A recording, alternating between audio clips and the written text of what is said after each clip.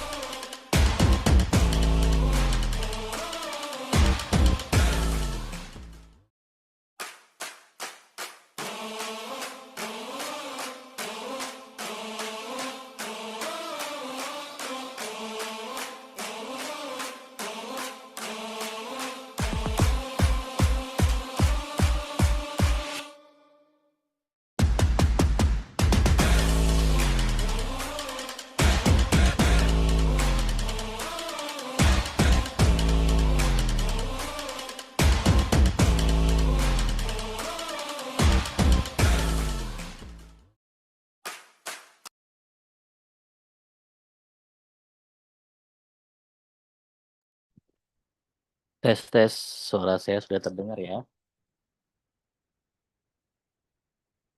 Oke, baik. Assalamualaikum warahmatullahi wabarakatuh.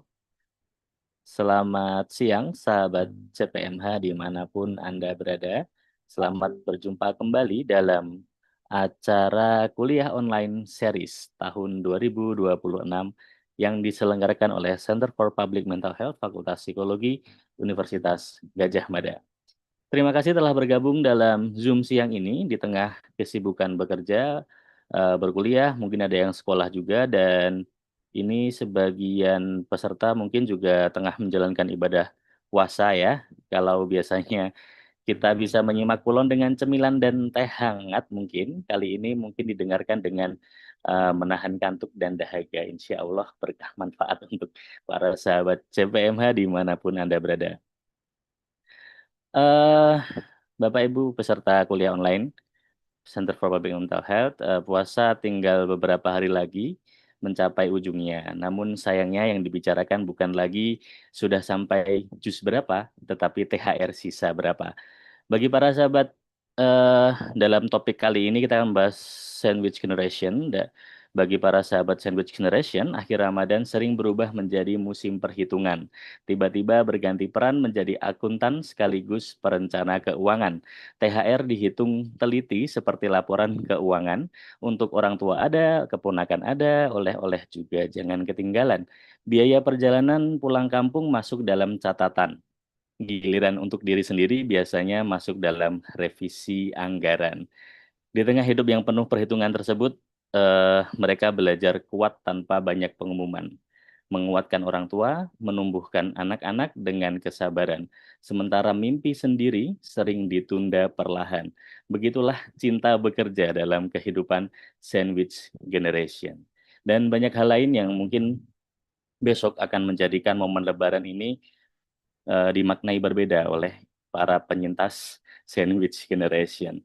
Kuliah online kali ini kita akan membahas mengenai sandwich generation dan lika-likunya dalam perspektif kesehatan mental bersama dengan Dr. Diana Setiawati. Selamat siang Bu Diana. Bu Diana tadi sudah masuk ya?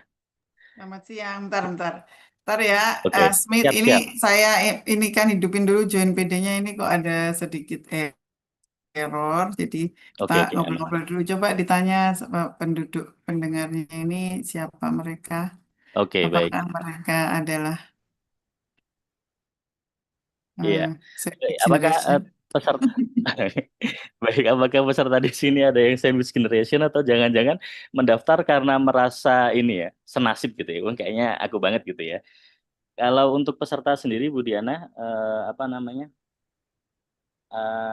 Mungkin background-nya ada yang mahasiswa, guru, kemudian dosen, psikolog, kemudian ada yang pelajar SMA juga, ada guru Al-Quran, ada ibu rumah tangga, ada karyawan swasta, ada peneliti, dan juga ada dari NGO. Dan pada kuliah online kali ini, itu dihadiri oleh teman-teman dari seluruh Indonesia mungkin ya. Jadi dan ini ada yang dari Jakarta, kemudian DIY lumayan lengkap kabupatennya Oke, ya, di Bantul, Sleman, Kulon Progo, kemudian ada alhamdulillah. wilayah Solo dan sekitarnya, ada dari Sukoharjo juga tadi saya lihat, terus kemudian ada yang dari bagian Jawa bagian barat, ada teman-teman dari Bandung, terus Bogor, Tasik, Karawang, Alhamdulillah. ada yang Wah, dari Semarang juga, dan dari teman-teman di luar Jawa juga ada Bu Diana ini, dari ya, Makassar, dari Bandar Lampung, dan dari Pekanbaru juga ada ini Bu. jangan-jangan ini ya mereka ini sambil mau mudik gitu ya.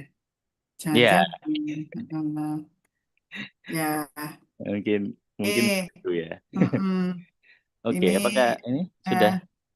sebentar ya. eh, Oke. se- eh, apakah bisa ditanya kenapa mengikuti acara ini? Oke, Bapak Ibu peserta mungkin bisa di apa jawab di kolom Kalau chat. videonya Windows, Ya. Mengapa mengikuti acara kuliah online ini? Iya, oke, kenapa ya kira-kira? Hmm, oke. Karena sandwich generation ini menarik sekali Bu Diana ya. Kemarin saya kalau boleh saya mau Apa yang share, menarik coba? ya saya mau Apa share yang dulu ya Bu Diana. Saya membuatnya ada menarik? tayangan, ya saya ada tayangan Bu Diana. Oh ya, silahkan ditayangkan. Oke, jadi kemarin kami sudah riset Bu Diana tentang kata-kata netizen gitu yang menyebabkan apa namanya Mm-mm. sandwich generation ini menjadi menarik ya dari thread di Instagram maupun dari X ya. Oke, Ya, kita lihat. sip tuh. Oke, kata netizen. Oke, ini segmen baru di Hmm. kuliah online. Oke, Kata kata netizen apa? netizen. Yang pertama, eh bukan hal yang aneh bagi sandwich generation, kerja udah mati-matian tapi duitnya nggak ada. Wow, keren sekali. Oke, terus kemudian ada juga yang mengatakan gimana sih caranya untuk tidak menormalisasi sandwich generation? Ada saran nggak untuk memberi pemahaman ke orang tua tanpa menyinggungnya? Jujurly, oke. Jadi sesak Bagus sendiri tuh. rasanya. Terus kemudian ada Oke. juga ya, ada yang bilang stop normalisasi ngasih duit bulanan ke orang tua. Kalau gaji lo sendiri masih UMR pas-pasan. Lo Hmm. bukan durhaka tapi realistis. Oke. Orang tua yang bijak itu nyiapin dana pensiun, bukan jadiin anak sebagai investasi hari tua. Oke, putus rantai sandwich generation mulai dari lo yang berani bilang enggak ke ortu. Oke, terus ada juga yang ini bercerita tentang malasnya jadi sandwich generation itu udah biaya makan setiap hari untuk ortu, tetangga nikah di kampung diminta sumbangan ke orang tua minta ke aku, tetangga meninggal, lahiran, terus keluarganya ibu meninggal dikasih sumbangan, keluarganya bapak 40 harian, 100 harian, setahunan orang meninggal diminta sumbangan, terus habis itu ngerasa biayain hidup satu kampung jadinya. Udah pernah ngomong sama aja nggak berubah, udah pernah diblokir, tapi dia ortuku. Aku buka lagi blokirannya. Oke. Wah, Terus luar biasa. menyeramkan sekali ya Bu Diana ya ini ya respon-responnya Mm-mm. ya. Hmm. Terus ada yang ini juga mengatakan benci banget punya suami sandwich generation. Buat yang belum nikah, tolong banget cari yang setara. Minimal ortunya nggak nyusahin, bisa berdiri di kaki sendiri. Ya Waduh. Allah. Oke, terus Ya. ada lagi nih, Bu. In this economy, Bu, privilege terbesar bukan warisan, tapi orang tua yang nggak minta bulanan, nggak jadi beban, malah bisa backup kamu pas susah. Oke, sandwich generation never know this feeling. Waduh. Tuh.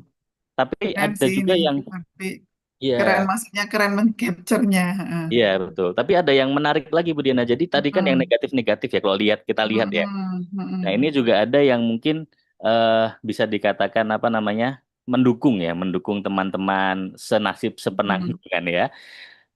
Agak kurang relate sama istilah sandwich generation. Apa zaman sekarang jadi beban ya kalau ngasih ortu atau keluarga, bukannya malah seneng kalau bisa ngasih-ngasih orang tua. Atau diriku Mm-mm. yang terlalu ketinggalan zaman kah? Iya. Jadi kalau memberi ke orang tua itu sekarang dianggap ketinggalan zaman mungkin ya. Iya, iya. Terus ada yang bilang kayak lu bayangin nggak orang tua lu menuhin kewajibannya buat ngebesarin lu dan nyekolahin lu bahkan bisa sampai S1. Terus pas lu kerja Mm-mm. punya duit, ya gantian lu bantu orang tua. Gua nyebutnya itu berbakti, bukan sandwich generation. Oke, jadi dia tidak mengatakan sebagai sandwich generation, tapi ini adalah bentuk bakti setelah dibesarkan oleh orang tua. Terus Iya. ada lagi yang cukup panjang. Hello, aku sandwich. Oke, bukan makanan tapi ya, semoga ya. Lebih suka menyebutnya generasi birrul walidain. Oke, 11 tahun menjalaninya, income tiap bulan naik, beli rumah cash, Masya Allah, umroh sama suami juga, tabungan emas, no hutang, no cicilan, masih jadi generasi itu sampai sekarang dan aku happy. Dari hutang orang tua ratusan juta sampai bisa di titik ini 11 tahun lamanya. Semangat ya, kalau kamu lagi sempit rezeki, kami biasanya ajak sekeluarga besar ke restoran agak mahal untuk makan makanan enak atau jalan-jalan. Nah, ini Hmm. malah malah apa namanya, Bu, dengan kesadaran gitu ya, memberikan untuk orang tua, Hmm. terus kemudian mengajak ke restoran makan-makan gitu, Bu Diana mungkin. Jadi dia malah kalau sempit rezeki malah itu gitu ya. Betul, betul. Malah apa namanya memberi ke orang tua atau mungkin saudara-saudara juga ini ya. Itu dengan memberi itu, Kalau aku sandwich lebih suka menyebutnya generasi Wirul Walidain. Oke. ya, Mm-mm. Oke. Ya, malah ya malah lanjut. bertambah rezekinya ini ya. Hmm. Oke. Mungkin begitu Bu Diana dari kata-kata Oke. netizen tentang sandwich generation. Oke, sip banget. Sekarang saya akan share screen. eh, share screen. Oke. Bagi peserta kuliah online mungkin kalau ada yang mau ditanyakan bisa di kolom chat ya selama apa pemaparan materi dan Ini silakan masuk ke joinpd.com ya Bu Diana ya. Ya, betul. Silakan masuk ke joinpd.com. eh Lalu masukkan QKFTML. Ya, silakan. Oke, silakan masuk melalui browsernya. Nah, di kolom chat sudah ada apa namanya? Sudah ada link yang disebarkan oleh teman-teman admin. Kalau tidak bisa mengakses linknya, bisa masuk ke browser, kemudian ketikkan joinpd.com dan tulis QKFTML, TML, ya, kodenya. Karena tayangan ini nantinya akan interaktif ya, melalui JoinPD. Begitu Bu Diana ya? Betul, silakan. Oke.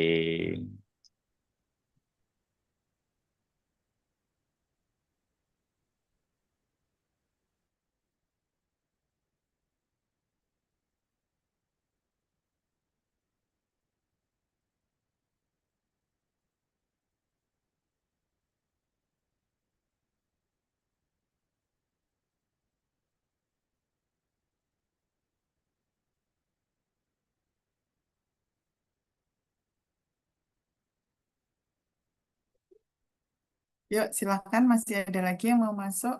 Oke, kita start dulu ya. Nah, kita nggak lama ini karena Ramadan, orang pulang cepat juga ya. Jadi, sandwich generation terjepit atau terpilih. Ya, jadi gimana sih menurut sudut pandang psikologi gitu ya? Sekarang ini ada ya mungkin satu hal yang kita perlu tahu, namanya perspektif, namanya family development theory. Apa itu? Family development theory adalah eh, keyakinan dan bukan keyakinan ya, teori cara pandang bahwa family itu tidak statis, tapi family itu berproses dari satu dari satu fase ke fase berikutnya gitu ya. Jadi misalnya kita membangun keluarga mulai dari kita baru menikah, lalu kemudian punya anak bayi, lalu punya anak prasekolah, lalu anak SD, lalu anak remaja, lalu anaknya pada pergi dari rumah. Nah, di antara fase itu ada fase di mana kita mungkin punya anak bayi atau punya anak bayi. I think orang tua kita cukup cukup young ya untuk mensupport kita. Tapi ketika mungkin anak kita remaja, pada saat itu juga orang tua kita udah pensiun, mulai menua gitu ya, sehingga beban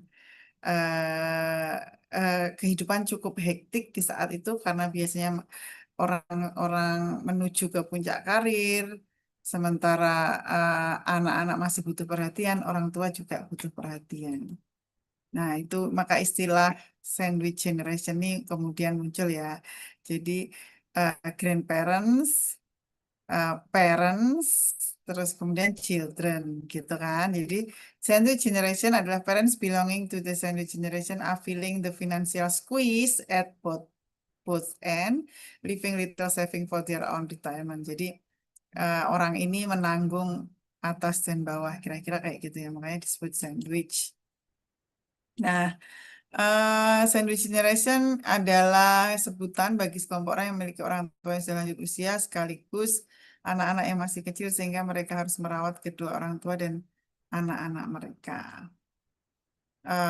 Ciri demografinya usia menurut Thomson 2020 ini berkisar antara 35 sampai 50 tahun ya, di mana anak mereka mulai dari SD sampai remaja kira-kira ya.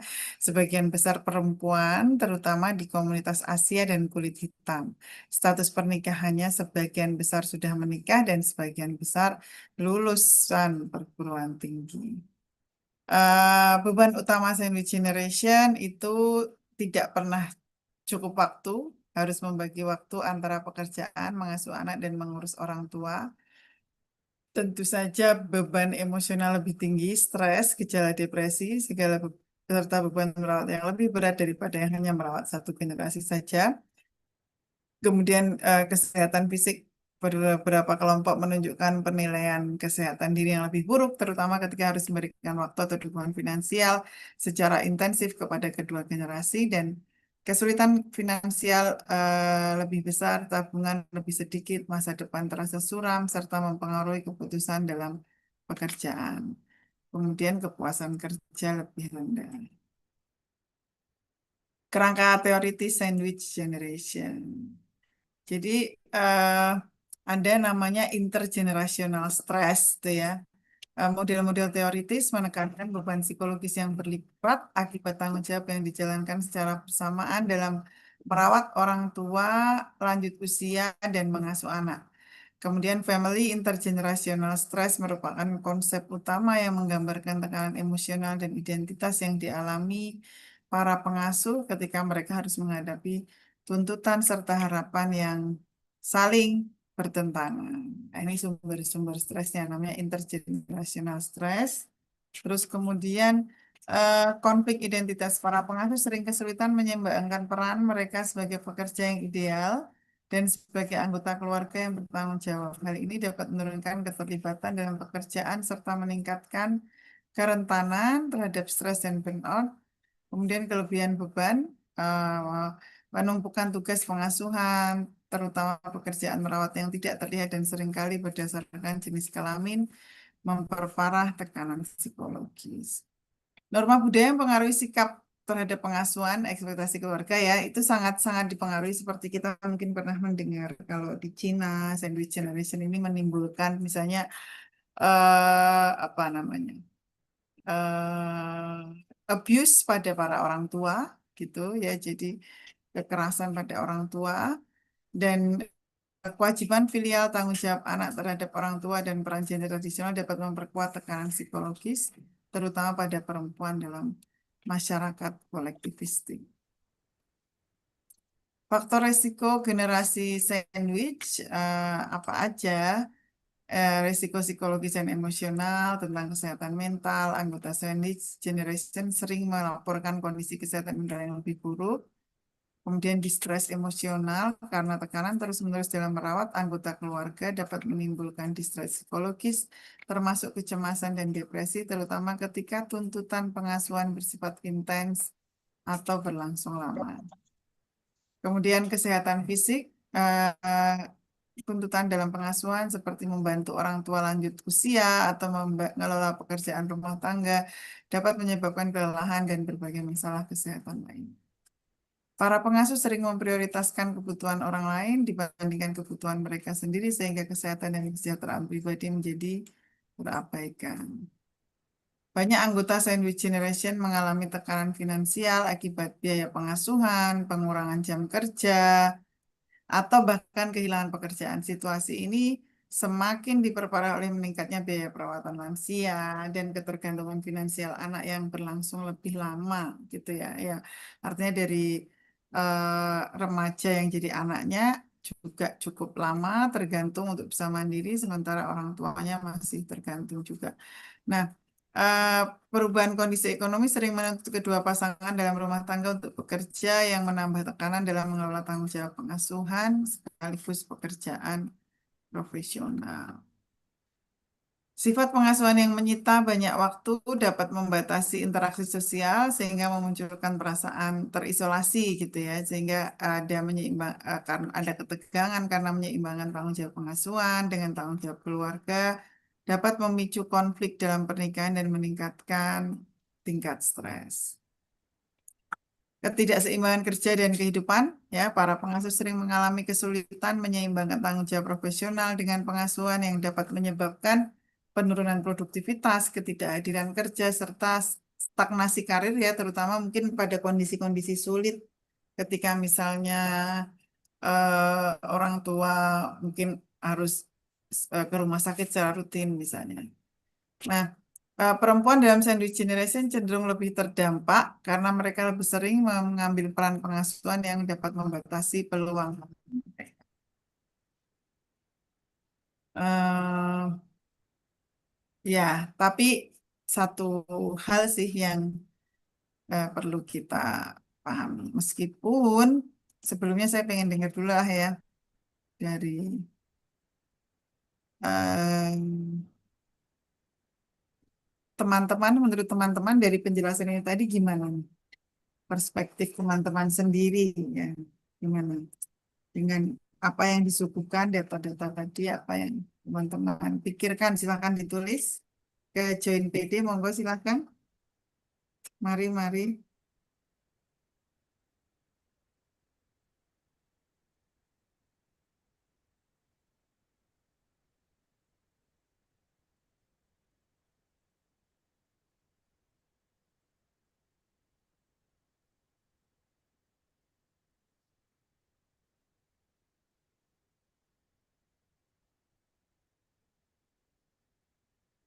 Masih bingung menyikapinya karena kita hidup di budaya menjadi jenis mengganggu kesejahteraan pribadi.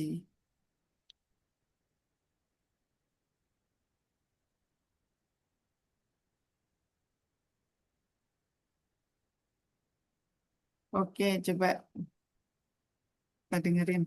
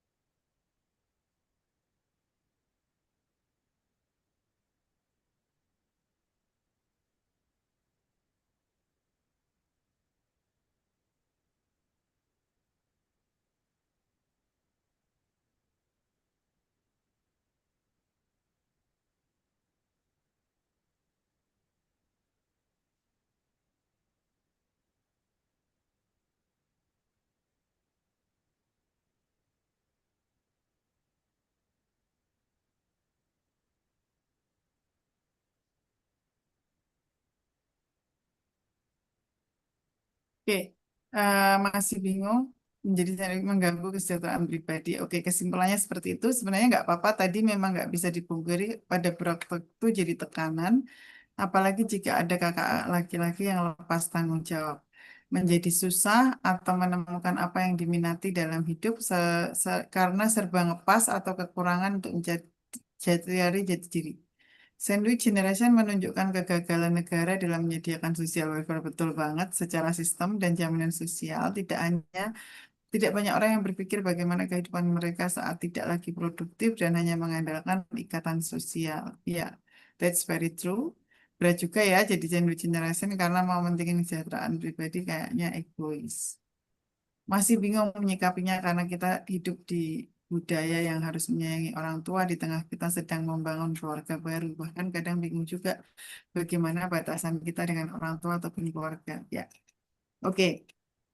Ah, ya, jadi ini sesuatu yang ya makanya kita perlu diskusi bersama ya, mungkin gitu ya. Jadi eh, satu hal yang perlu kita sadari gitu ya, yang ini kita bicara terbuka seperti ini mungkin itu sesuatu yang apa ya, yang only common very recent gitu lah intinya kira-kira. Karena sebelumnya mungkin itu sudah berlangsung lama, tapi orang tidak memberinya nama dan orang tidak mengeluhkannya kayak gitu. Nah, sangat penting untuk memahami konteks dan bagaimana perspektif karena segala sesuatu itu sebenarnya eh, tergantung bagaimana kita mempersepsi. Itu sebenarnya kunci dari kesehatan mental itu seperti itu ya. Jadi bagaimana kita memaknai sesuatu itu positif atau negatif. Kalau kita memaknai sesuatu itu positif, maka apa yang kita pikirkan itu akan mempengaruhi emosi kita. Demikian juga sebaliknya. Jadi apa yang sebenarnya paling penting adalah memframing apa yang kita alami ini dengan situasi, dengan pemahaman yang positif atau negatif. Sebenarnya kunci utamanya ada di situ. Jadi kita sangat perlu menyadari kenapa orang speak up di akhir-akhir ini gitu ya. Perspektif kita tentu saja tidak lagi netral. Kenapa? Karena kita hidup di masa di mana eh, blending value itu sangat mudah untuk diambil. Kita berada dalam dunia yang kita mendengar perspektif orang di Cina, kita mendengar perspektif orang di Eropa, kita mendengar perspektif orang dimanapun, yang itu akan mempengaruhi kita, gitu ya. Jadi satu hal yang kita lingkupi dan kita tahu bahwa yang namanya dunia digital itu adalah dunia yang sangat melingkupi ideologi kita saat ini, gitu ya. Dan ini adalah tantangan-tantangan yang kita alami dari mana perspektif ini menjadi eh, berat, sulit dan sebagainya kayak gitu ya. Nah, kita mengalami ini namanya digital addiction. Kita sangat terpengaruh, occupied gitu. Terus kita mengalami mungkin kecemasan dan depresi yang karena kita mengalami social comparison tadi seperti yang Mas Anggit tayangkan tadi ya. Mas Anggit bilang enaknya kalau hidup bebas finansial, kalau eh, begini dan begitu itu kan referensi yang kita kemudian dapatkan dari situ. Jadi orang menampilkan sisi terbaik hidupnya di dalam dunia dunia maya sehingga kita kemudian berpikir enak banget ya orang itu orang tuanya presiden jadi nggak perlu mikir apakah dia minta uang nggak dan sebagainya itu eh, terhighlight dengan sangat sangat jelas di muka kita terus kemudian kita juga mengalami mungkin ini ya komentar pesan ya yang itu tadi saya pikir eh, mungkin itu bukan sesuatu tapi apa kalau kita posting sesuatu kadang kita mendapat tanggapan yang tidak semestinya itu namanya dalam teori psikologi namanya social norm. Jadi bagaimana normalisasi sesuatu yang sebelumnya nggak normal atau social norm yang terbarukan ya. Jadi orang yang orang tua yang dan kita juga mengenal namanya istilah toxic parent. Nah itu hal-hal yang kita catch up dari dunia maya gitu ya, dan itu menimbulkan hal-hal yang sifatnya depresif, eh, kecemasan sosial, trauma emosional, dan banyak saya juga sering baca netizen yang mungkin eh, bilang bahwa segala hal yang saya alami saat ini tuh because of the family kayak gitu-gitu. Terus kita juga sebenarnya mengalami ini FOMO, di mana kita mungkin, oh orang itu enak banget ya gitu ya, nggak punya orang tua yang harus didanai sehingga dia bisa memberi ini itu dan sebagainya kayak gitu. Nah ini itu sumber, kemudian overload informasi karena di dunia digital kita menerima em, banyak sekali info bahwa orang lain punya sesuatu yang baru, bahwa ada iPhone baru datang dan seterusnya sehingga kita merasa gelisah, lelah gitu ya dan kita menjadi terobsesi akan sesuatu yang terus dikejar nggak bakal.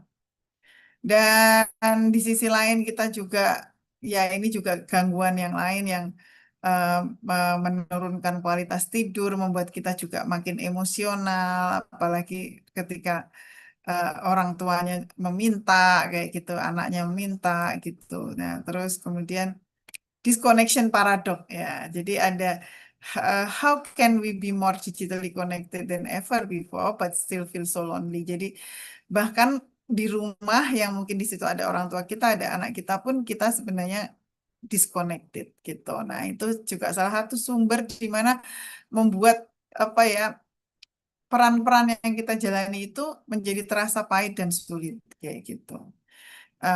Juga memang ada tekanan sosial, identitas-identitas yang membuat kita merasa nggak nyaman, merasa tidak lebih beruntung dari orang lain.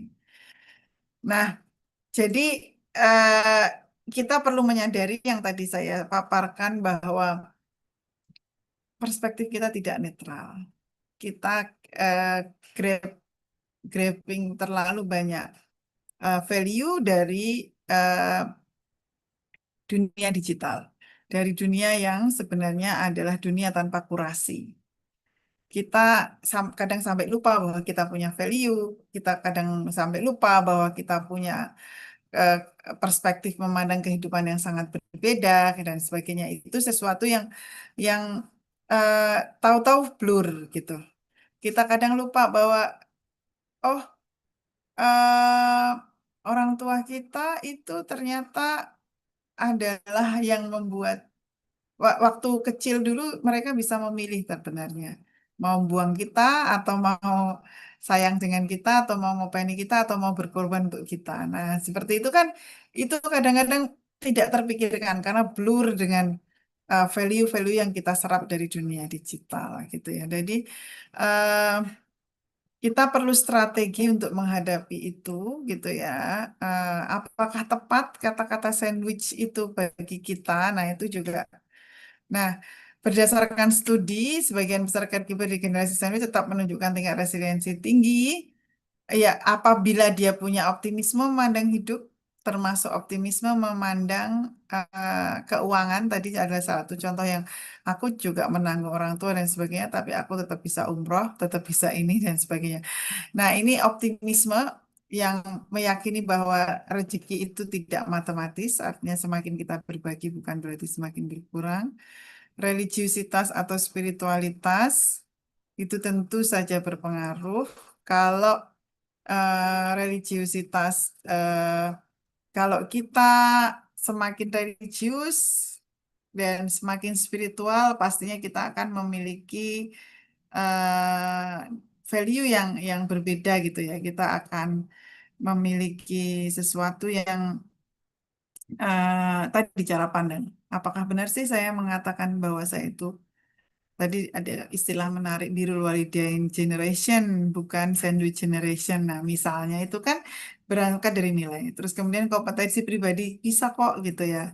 Kita itu bisa banget gitu melakukan banyak sekali hal, optimisme gitu ya bahwa sebenarnya melakukan banyak sekali hal itu bisa eh, yang yang kita pikirkan kita terbatas sebenarnya enggak kayak gitu. Nah, jadi self care itu ya penting, dukungan sosial dan komunitas sangat penting. Mungkin kita bisa menginisiasi sesuatu agar misalnya orang tua yang jadi dalam tanggung jawab kita itu punya koneksi dengan orang lain, tempat kerja yang mendukung keluarga, kebijakan ramah keluarga itu hal yang bisa kita usahakan. Terus kemudian mengelola emosi dan mengelola peran dan tanggung jawab itu yang paling paling penting. Terus kemudian bagaimana sih emotional focus coping itu ya mengekspresikan emosi dan sebagainya melakukan hobi, mencari dukungan emosional, eh, menjaga ya tetap punya waktu pribadi tentu bagaimana kita tetap punya sense untuk mengendalikan diri kita berbagi tanggung jawab gitu. Kalau kadang-kadang kayak tadi, apalagi kalau punya kakak laki-laki tapi cuek, sebenarnya perasaan itu jauh lebih melelahkan ya, kayak menuntut orang lain. Ya. Padahal orang lain itu belum tentu sebenarnya memang semampu kita. Jadi ya kalau kita memang mau menjalani peran itu dengan ikhlas, memandang itu seperti sebagai apa ya bagian dari peran kehidupan yang harus kita jalani dan kita mau memaafkan orang-orang yang tidak sebaik kita perannya mungkin kita sebenarnya nggak lelah. Kita akan berhenti menuntut kayak gitu. Kalau kita memaknai bahwa ya ini adalah tanggung jawab saya, ini adalah eh, bakti saya dan kalau siapapun yang lebih berbakti itu pasti akan menuai sesuatu yang lebih besar di depan sana gitu. Ya, jadi caregiving itu intinya mengelola emosi yang sehat, memanfaatkan dukungan sosial, menemukan makna dalam peran merawat, bertanggung jawab, dan menetapkan batasan yang realistis. Makna psikologis yang muncul pada sandwich generation itu memaknai ulang atau meaning making adalah membalas perawatan orang tua, gitu ya. Bahkan kalau Muslim itu diajari berdoa eh, cintailah orang tuaku seperti mereka mencintaiku ketika aku kecil karena sebenarnya ketika kita kecil tak berdaya itu mercy dari orang tua itulah yang membangun kita. Nah, itu yang sering kita lupakan dan kita juga sebenarnya memberikan teladan kepada kepedulian itu pada anak-anak kita karena anyway nanti gantian kita yang akan tua. Bayangkan kalau kita udah tua nanti anak-anak kita berpikir bahwa kita ini yang merepotkan mereka pasti sedih banget gitu ya. Jadi sebenarnya sih meaning making meaning yang diputar sedikit itu akan membuat eh, ini sebagai sebuah pengalaman spiritual, tempat kita bertumbuh secara psikologis tidak hanya menjadi beban. Begitu sih, intinya adalah melihat segala sesuatu dengan new perspektif. Itu saja sih yang akan membuat kita menjadi lebih sehat, lebih apa ya, eh, lebih bisa menerima peran-peran intergenerasional ini secara natural kayak gitu. Nah, mungkin silahkan kalau ada yang mau bertanya atau menyampaikan insight sampai di sini sebelum kita mungkin bisa diskusi dan tanya jawab. Silahkan dituliskan mungkin ternyata titik-titik gitu. Monggo silahkan. Silahkan, silahkan. Ya, Ada yang mau, silakan ya para ada peserta yang silakan nulis? untuk menuliskan insight mungkin ya Bu ya setelah Ya. apa namanya dari paparan yang disampaikan oleh Bu Dina tadi bahwa ternyata ada peran media digital juga begitu ya terkait Mm. dengan sandwich generation ini terus tadi tentang eh, making meaning gitu ya ternyata juga kita bisa ketika kita menjadi sandwich generation dan kita menjalaninya ternyata kita juga bisa memberikan makna gitu ya bagi anak kita gitu memberikan contoh gitu ketika kita sudah tua nanti juga mungkin hal itu juga mungkin yang akan ditiru seperti itu ya gitu mungkin Bapak Ibu yang lain memiliki apa namanya insight yang lain mungkin silakan dituliskan di apa di kolom itu ya Bu ya di Join PD sudah ada Ya, satu yuk yang silakan. respon Heeh. sepertinya.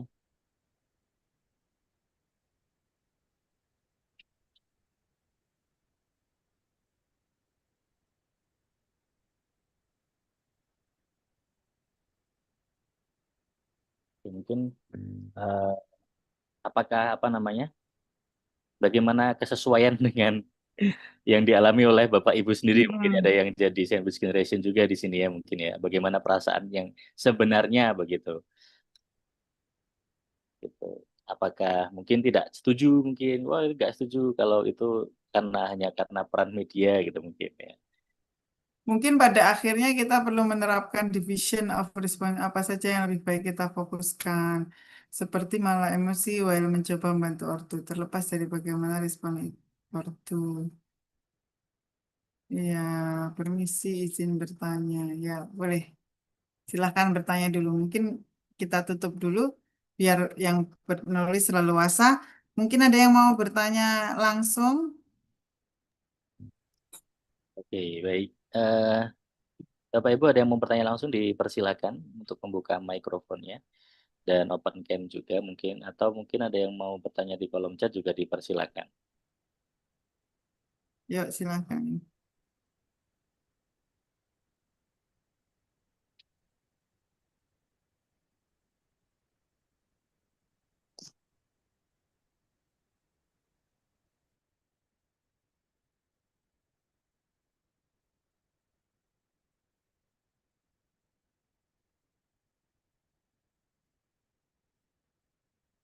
Kalau belum ada, kita lihat lagi.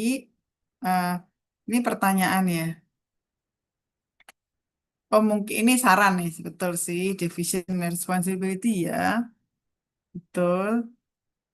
Permisi, izin bertanya bagaimana ya caranya membangun perspektif ke arah yang lebih positif sementara tekanan sosial emosional maupun lingkungan kita terus. Ternyata hidup sederjor itu berat banget. Bagi sandwichin saya bertekad untuk tidak jadi beban untuk anak saya di masa depan. Iya, bisa sih, betul. Ehm, Tapi untuk apa namanya Bu Diana untuk yang Heeh, tidak ingin menjadi beban bagi anaknya ke depan, bagus. itu apa namanya? Apakah itu jadi tekanan tersendiri, Bu?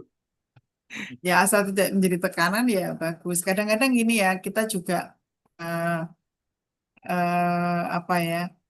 Ya kita hidup memang ada terlalu tanpa planning kadang-kadang ya, sehingga mungkin yang ada, tapi satu yang ada kemudian ya orang mengalir kalau udah tua berhenti bekerja ya udah gitu ya. Tapi sebenarnya mungkin kita juga bisa paham bahwa generasi yang ada atau orang tua kita itu sebenarnya juga generasi yang dipersiapkan tanpa planning. Mungkin generasi keluar orang tua kita adalah generasi kedua mungkin dari kemerdekaan. Jadi generasi pertama sibuk mengangkat senjata, generasi kedua sibuk mencari makan, eh, generasi kedua, ketiga masih sibuk mencari penghidupan yang layak untuk membuat kita bisa sekolah dan lain-lain.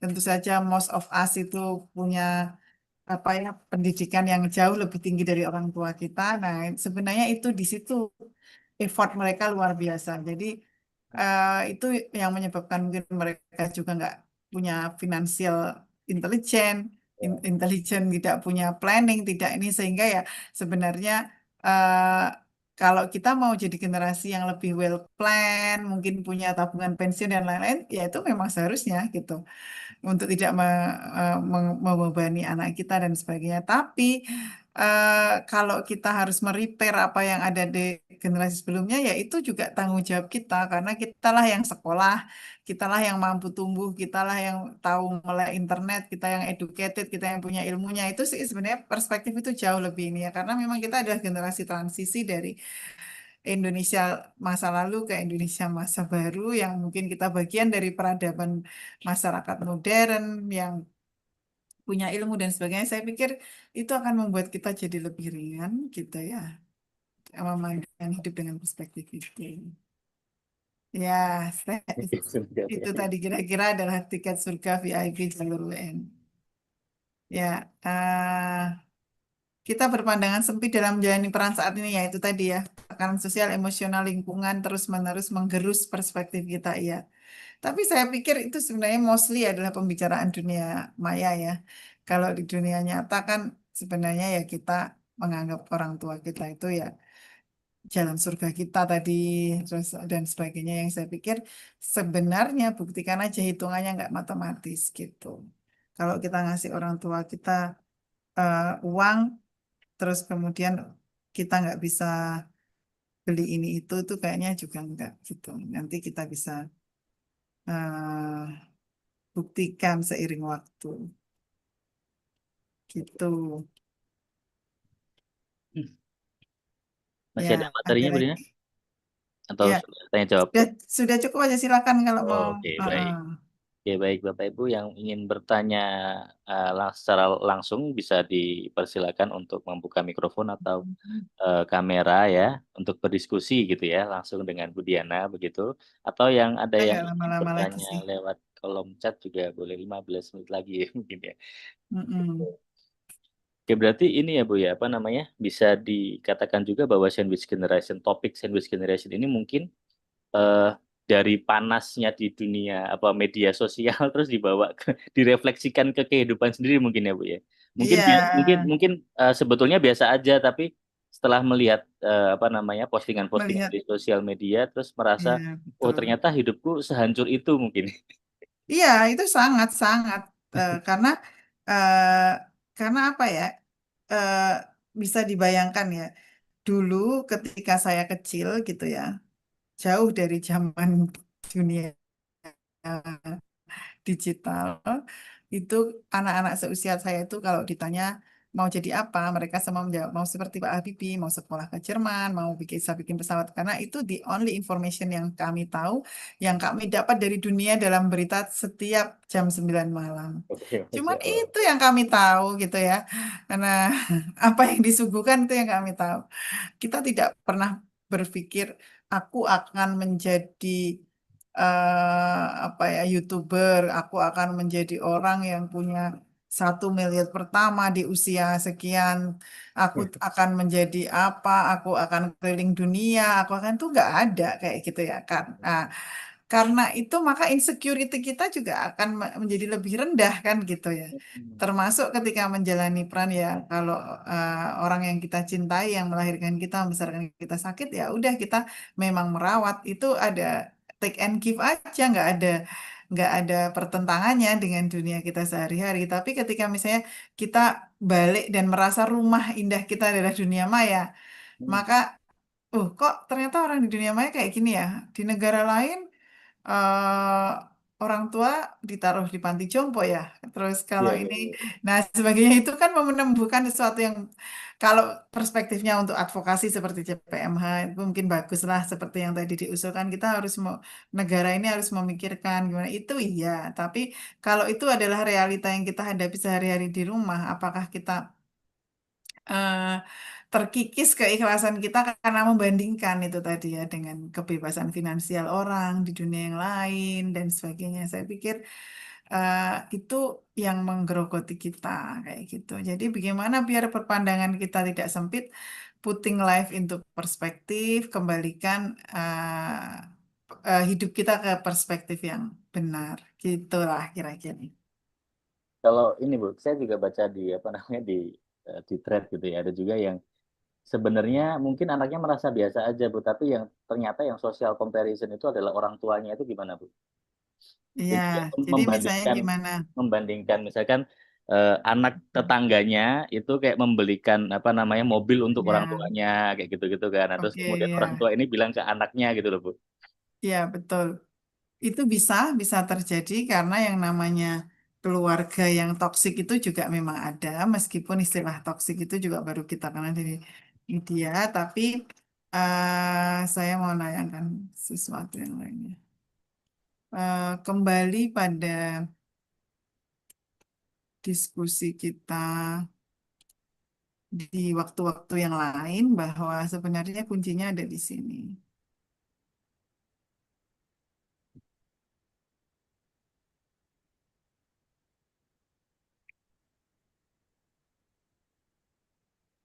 Saya share, kelihatan ya.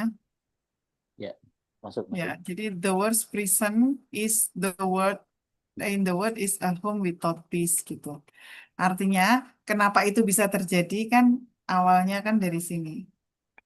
Dari bagaimana kita tidak keluarga kita tidak berfungsi secara normal. Itulah sebabnya gitu ya.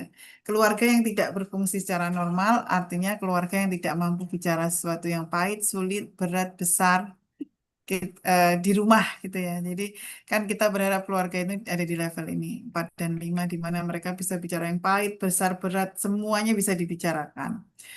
Kalau ini adalah karena communication is a lifeblood yang kalau komunikasi itu terhambat dia bisa bikin kita sakit jantung, kanker dan sebagainya meninggal gitu. Maka itu emosional ini distressnya besar sekali kalau emosi itu sampai komunikasi itu sampai terhambat. Kita berharap sehat itu ada di sini. Kalau dia itu ada di sini tentu nggak sehat kalau keluarga itu hanya bicara kena sudah mandi belum, sudah makan belum, anduknya di mana gitu doang. Itu tentu saja nggak sehat. Dia nggak bisa mengungkapkan. Yang kedua, keluarga yang tidak pernah bicara tentang aku dan kamu, tapi selalu bicara tentang mereka, itu juga keluarga yang nggak sehat. Jadi dia nggak merasa aman di rumah. Jadi yang diomongin itu tadi tetangga, anak tetangga mau bisa membelikan mobil, Gitu. anak ini ya, pokoknya orang lain lah, pokoknya bukan kita. Tapi Ya. nggak misalnya nggak ngomong kayak eh aku senang banget, kamu sangat perhatian, sangat sama ibu. Misalnya kan, itu kan nggak terungkapkan. Bahkan ke orang-orang di level 2 ini kadang-kadang dengan adanya dunia digital itu mereka tidak mampu membicarakan perasaan ke anaknya, tapi mereka membicarakan perasaan di mana? Di status WA. Jadi sebenarnya itu pengen memuji anaknya, tapi ngomongnya di status WA. Pengen ngomong kangen dengan anaknya, ngomongnya di status WA. Itu salah satu tanda banget bahwa komunikasinya ini belum nyambung kayak gitu. Nah, terus kemudian di level 3 ini keluarga yang juga ini keluarga yang mencetak banyak banyak pasien ini karena mereka bicara apa saja, ide, pengen jadi apa saja, tapi tidak boleh bicara perasaan. Pokoknya kamu harus bisa eh, bikin rumah kayak gini-gini. Bapak nggak mau tahu gimana caranya kayak gitu ya. Bahwa kamu harus masuk Harvard tanpa tes. Pokoknya dengan beasiswa kamu harus kayak gini-gini. Nggak. Jadi ini love-nya kondisional banget. Jadi kalau keluarga kita itu sampai di sini level 45 ini sebenarnya hal-hal seperti tadi tidak akan ada gitu. Nah, kalau kita dalam posisi sebagai anak, apa mungkin sih kita mengubah komunikasi yang apa deep itu bisa terjadi gitu ya? Bisa. Ternyata murid-murid saya setelah kuliah psikologi keluarga dan pernikahan itu mereka bilang saya memulai untuk mengajak bicara hal-hal yang mendalam ke orang tua saya.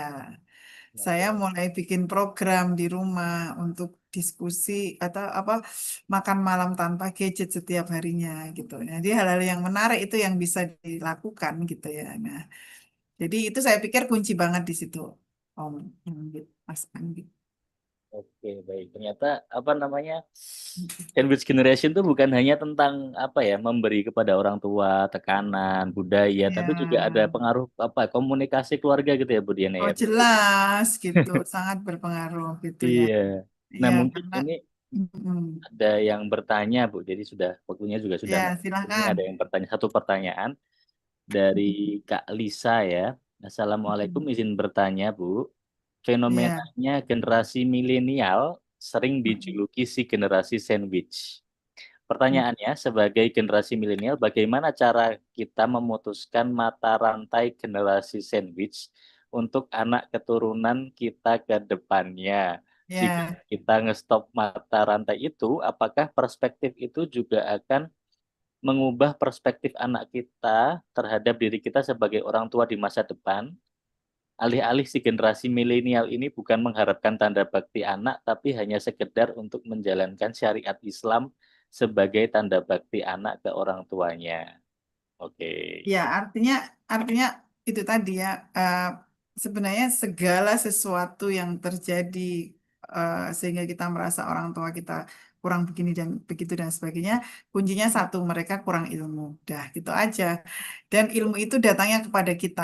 Nah, eh, ilmu itu yang menyelamatkan kita. Kita juga yang bisa memutus rantai itu, termasuk misalnya kita mau membuatkan tabungan pensiun untuk kita sendiri, apa mungkin apa spending wise untuk kita. Pokoknya segala hal itu kan sebenarnya kita bisa memutus dengan hal sistemik seperti itu gitu ya. Artinya bagaimana kita mungkin nantinya menuntut bakti tanpa merepotkan, bagaimana kita sebagai orang tua tetap memahami bahwa mereka juga anak-anak kita nanti bertumbuh secara finansial dan sebagainya itu saya pikir akan sangat bagus karena kita memang generasi yang beruntung tadi pernah sekolah, pernah punya ilmu dan sebagainya. Sementara eh, untuk hal yang sudah berlalu dan kita hadapi saat ini yang bisa kita lakukan memaafkan, acceptance, menerima itu dan menjalani peran itu sebaik mungkin, semampu mungkin kayak gitu ya. Mungkin kita nggak terlalu ideal kadang-kadang, tapi ya jatuh bangunnya itu pasti akan bermakna gitu. Dan oleh karena itu kemudian kita berpikir, oh nanti aku harus sehat hidupnya misalnya, aku harus lari. Aku harus begini karena aku nanti pas tua aku nggak mau ngerepoti anakku hemodialisa setiap seminggu 2 kali misalnya. Itu kan sesuatu untuk mematus mata rantai itu. Aku harus sehat sampai akhir hayat. Aku harus produktif. Aku nanti kalau menunggu masa tua aku harus punya kesibukan, harus ini biar nggak ngerepotin anakku. That's very good thinking gitu ya. Tapi untuk hal yang kita hadapi sekarang ya ya ya itu adalah residu dari kondisi-kondisi yang nggak ideal juga sebelumnya begitu. Oke, Kira-kira baik. gitu deh. Begitu, Mbak Lisa ya. Mm-mm. Ada Ya, tanggapan atau sudah cukup? Jadi intinya tentang yang sudah berlalu kita terima dan kita maafkan. Kemudian ya, kita persiapkan masa depan itu tadi untuk memutus mata rantai itu gitu ya. Tapi ya mungkin di betul. sini yang masuk ke materi yang tentang komunikasi tadi ya Bu Diana. Jadi Iya, bukan iya. bukan bukan hanya kita mempersiapkan tentang ekonomi atau kesehatan kita di masa depan, tapi kita juga perlu memperbaiki komunikasi dalam keluarga kita sendiri mungkin ya Bu ya. Sekali sih. Iya, betul sekali. Oke, baik. Mungkin begitu. Hmm. Mbak Lisa ada tanggapan lagi atau sudah cukup? Oke, sudah ya. Oke, baik. Mungkin karena waktunya tinggal 3 menit lagi, mungkin Ya, saya menit ya. ya minta Bu Diana mungkin terakhir Bu untuk closing statement terkait dengan sandwich generation Language yang menjadi huru generation. hara di dunia sosial media ini. Ya, oke. Jadi intinya adalah kita itu tidak perlu memudah-mudahkan diri kita untuk mengambil istilah yang ada di sosmed dan menelannya mentah-mentah dan merasa deserve dengan itu gitu ya, atau merasa oh yang memang aku berhak untuk begini dan begitu sesuai.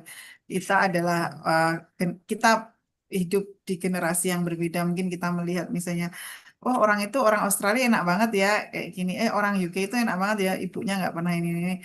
UK umurnya 1000 tahun misalnya, kita apa umurnya baru 70 tahun negaranya, jadi kita memang tinggal di negara yang tidak established, tadi jalur surga WNI tadi VIP. memang benar.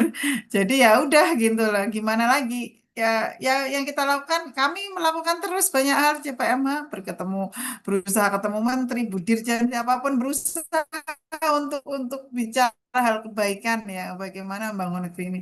Tapi di sisi lain kan, kalau kita nggak nemoni eh, perubahan sistem negara ini, ya minimal kita sendiri nggak usah sakit jiwa gitu.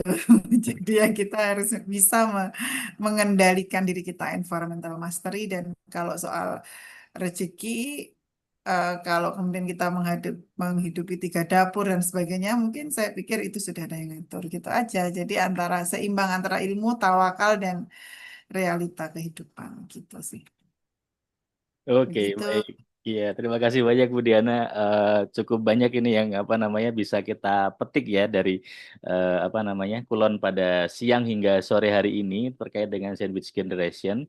Eh, Tidak perlu saya simpulkan karena biar kita endapkan masing-masing gitu ya insight-nya gitu, dan kemudian yang penting tadi ya bahwa ketika sistem kita belum begitu baik, kita jangan sampai sakit jiwa gitu. Oke. Oke, kita yang bisa kita lakukan hanyalah apa namanya? Ya untuk diri kita sendiri, kita tidak bisa mengatur orang lain di luar sana. Seperti itu mungkin akhir dari kuliah online pada siang hingga sore hari ini. Semoga menjadi apa ya? Ya banyak manfaat yang bisa kita terima. Terima kasih sekali lagi pada Bu Diana yang telah menyempatkan waktu dan berbagi kepada kami semua di sini. Dan untuk mengakhiri pertemuan ini, mungkin ada informasi bahwa materi kuliah online tidak dibagikan karena kuliah online akan ditayangkan di di YouTube CPMH. Jadi jika ingin mengakses kembali tentang materi-materi kuliah online yang ditayangkan CPMH ada di YouTube CPMH begitu. Kemudian kemarin ada yang informasi tentang sertifikat ya, kakak-kakak ya ini ya. Nah itu paling cepat berapa lama? 2 minggu setelah ini ya, kalau tidak salah, atau 1 minggu. Ya, jadi intinya ditunggu saja begitu bahwa untuk sertifikat membutuhkan proses. Baik, kita akhiri dengan ini ada dari panitia meminta untuk foto bersama.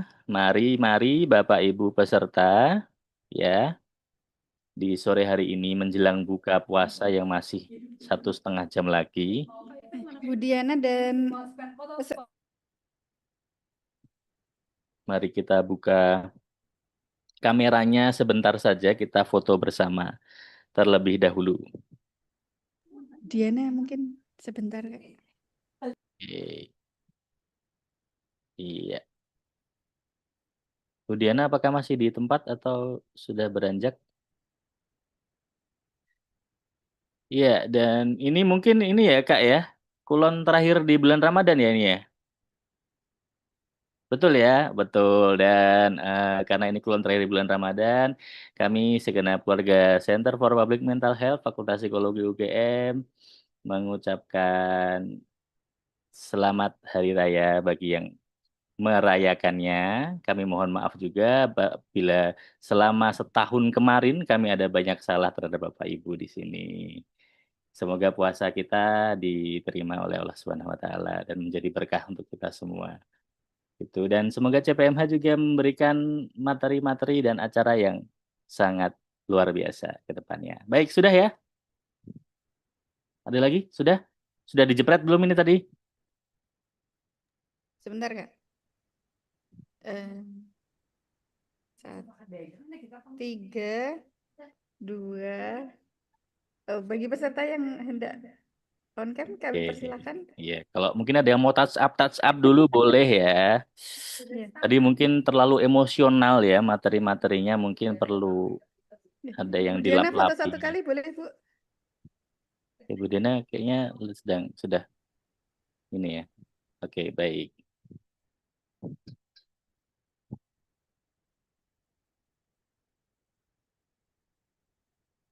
Oke, baik. Sudah? Saya hitung ya, Kak. Oh, Oke. belum. Oke. Dari berapa Tiga. hitungnya? 10? Bukan. Oh iya. Tiga aja, Kak. Oh, 3 aja. Oke, Tiga, baik. dua, satu. Oke. Oh, ini teman-teman pada menggunakan gaya Oke. gaya-gaya Ramadan ya. Tangannya seperti itu kan, disatukan. Terima kasih, Kak Anggi. Sudah? Sebagai nyepi juga ini Kak. Kak Prima yang sudah datang, kakak-kakak semuanya. Iya, terima kasih Kak Brema, Kak Yulinda, Kak Wilda, Kak Salsabila, dan lain sebagainya. Baik, mungkin itu saja dari kami. Kami mengucapkan mohon maaf sekali lagi apabila ada banyak salah kata. Semoga materi kita pada hari ini bermanfaat untuk kita semua. Saya akhiri. Assalamualaikum warahmatullahi wabarakatuh.